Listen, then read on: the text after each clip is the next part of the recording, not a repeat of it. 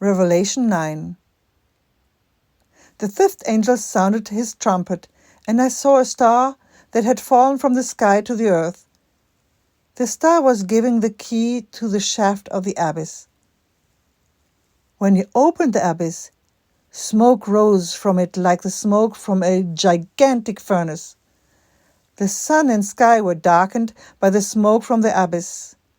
And out of the smoke locusts came down on the earth and were given power like that of scorpions of the earth.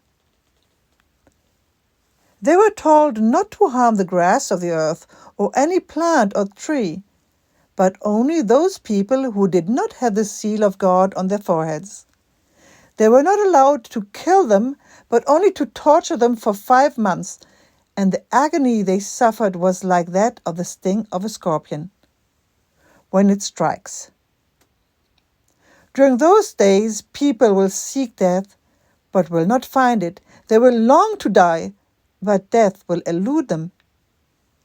The locusts looked like horses prepared for battle.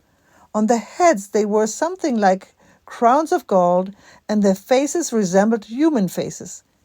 Their hair was like woman's hair, and their teeth were like lions' teeth.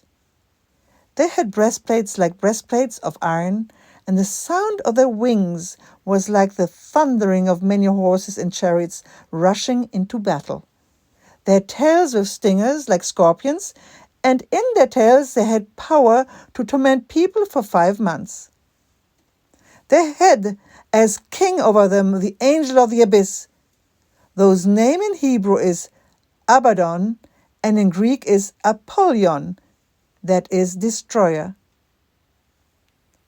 The first woe is past. 2 other woes are yet to come.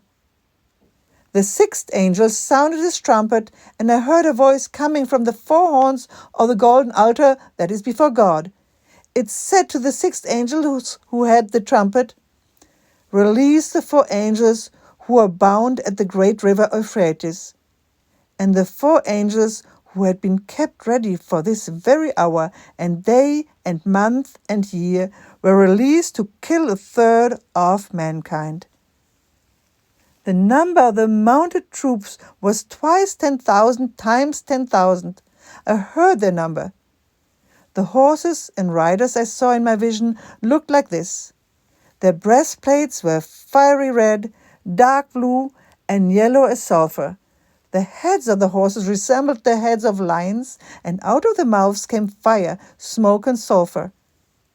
1/3 of mankind was killed by the 3 plagues of fire, smoke, and sulfur that comes out of their mouths. The power of the horses was in their mouths and in their tails, for their tails were like snakes, having heads with which they inflicted injury. The rest of mankind, who were not killed by those plagues, still did not repent of the work of their hands. They did not stop worshipping demons and idols of gold, silver, bronze, stone, and wood, idols that cannot see or hear or walk.